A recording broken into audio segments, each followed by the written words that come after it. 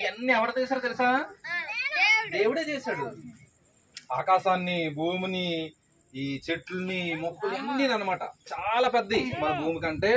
ఇంకా సూర్యుడు, చంద్రుడు అంత చాలా పెద్దోడు. అంత చేసిన దేవుడు మన దేవుడు. అంటే మనం ఎంత గొప్పలో ఉండే మన దేవుడు ఈ లోకం అంతటినీ సృష్టించాడు అనమాట.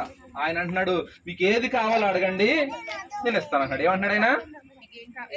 వినండి, ఏమంటున్నాడు ఆయన? మీకు ఏది కావలిస్తే అది ఇస్తాను. ఎలాగ అడగాలంటే మనం మనస్ఫూర్తిగా అడగాలన్నమాట.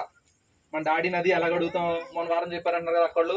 మన డాడీ నది నమ్మకంగా ఎలాగ అడుగుతాం? మన డాడీ నేను అడిగారు అనుకో, మీ నాన్నగారిని వచ్చాడు చాక్లెట్ కావాలి అని అడిగారు అనుకోండి, ఖచ్చితంగా మీ నాన్నగారు చాక్లెట్ ఇస్తాను నమ్ముతారు కదా.